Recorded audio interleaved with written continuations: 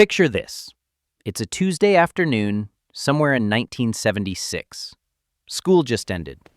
A kid, maybe 8, maybe 9, walks home alone. Not because something went wrong. Not because anyone forgot. That's just what you did. You grabbed a glass of whatever was in the fridge, threw your backpack on the kitchen floor, and the house was quiet. Completely quiet. No notifications, no alerts, no parent checking in. Just you, the hum of the refrigerator, and an afternoon that stretched out ahead of you like an open field with absolutely nothing in it. Now, here's what's interesting. That moment, that ordinary, unremarkable, slightly lonely Tuesday afternoon was quietly doing something to the developing brain of every kid who lived it. It was building something. Something that's genuinely hard to manufacture today, no matter how many parenting books you read or how many enrichment activities you sign your kids up for. And the people who grew up in those years carry it with them still, in the way they handle a crisis without falling apart, in the way they can sit with silence, in the way they show love by doing rather than saying, and yes, sometimes, in the way they carry wounds they never quite learned to name. This is the psychology of people who grew up in the 1970s, and it is far more layered, far more complicated, and far more fascinating than any nostalgia post on Facebook will ever tell you. Let's start with the world they were born into, because context is everything in psychology. The 1970s weren't just a decade of bell-bottoms and disco balls. They were a decade of seismic cultural disruption. In the span of a few years, these kids watched President Nixon resign in disgrace. They absorbed the daily news footage of Vietnam, a war their older brothers sometimes went to and sometimes didn't come back from. The economy was a mess. Inflation was real. Divorce rates were climbing in ways no previous generation had ever seen. And the adults around them, the ones who were supposed to be the stable anchors, were themselves unmoored, quietly questioning institutions they had once trusted without hesitation. Here's why that matters for psychology. There's a crucial window in childhood development, roughly between ages 6 and 14, where your brain is actively learning how the world works. It's forming its foundational blueprint. And if, during that window, you watch the adults around you lose faith in presidents, in governments, in the permanence of marriage, in the economy, your brain doesn't conclude that the adults were wrong. Your brain concludes that the world is unreliable, and it adjusts accordingly. Research into what psychologists call social trust development shows that the level of institutional trust in a child's environment during those formative years directly shapes their relationship with authority well into adulthood. Which is why people who grew up in the 1970s have this particular psychological fingerprint. They're not anarchists, but they're not true believers either. They show up to work. They follow rules, but they never fully trust the system. They question everything, and they've been doing it since before it was cool. And then there's the solitude. Oh, the solitude. Millions of children in the 1970s were what we'd now call latchkey kids, coming home to empty houses because both parents were working, or because one parent was simply gone.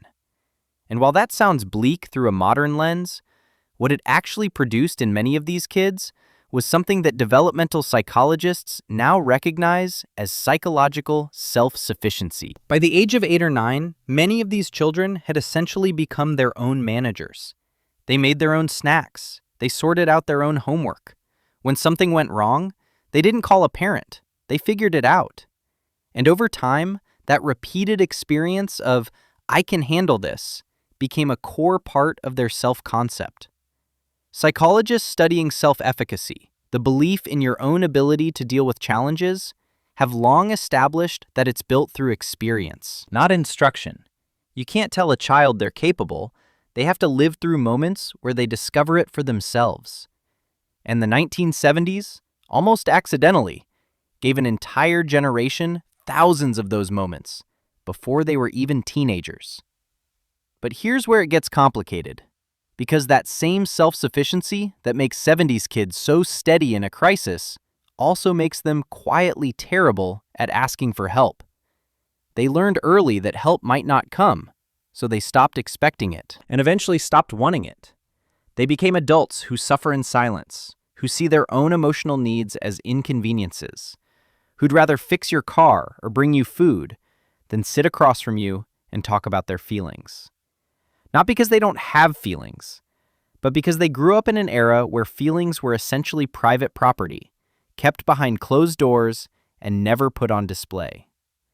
Stop crying, or I'll give you something to cry about.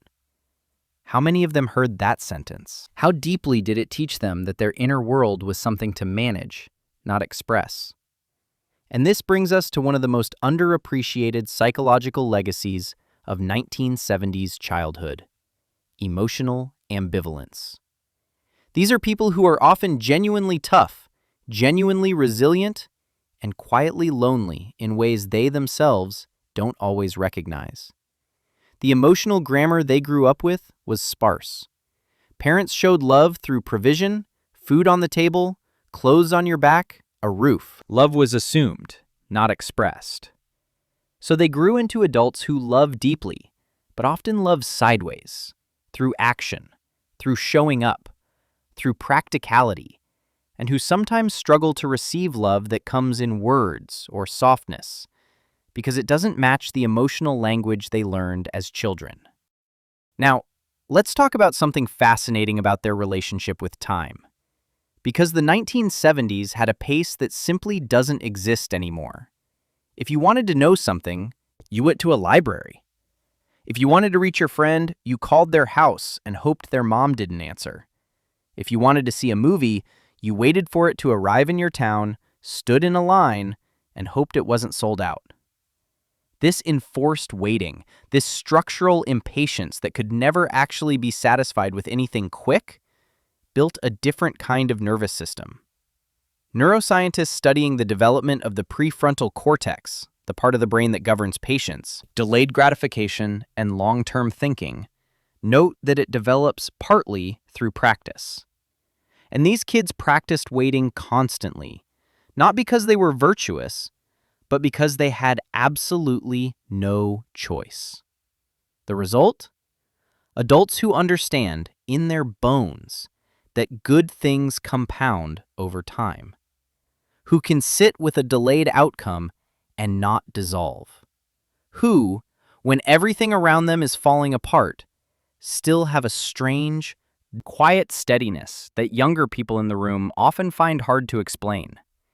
Here's the part that I think deserves the most reflection, though. This generation, more than perhaps any before or since, was shaped by gaps. The gap between needing something and getting it. The gap between asking a question and finding the answer. The gap between wanting comfort and receiving it. And it was inside those gaps, uncomfortable, sometimes painful, sometimes lonely, that their character grew. Resilience isn't a personality trait you're born with. It's a skill that gets built in the space between difficulty and resolution. And these people got an enormous amount of practice. But we also have to hold that truth gently, because not every gap was character building. Some of those gaps were genuinely painful.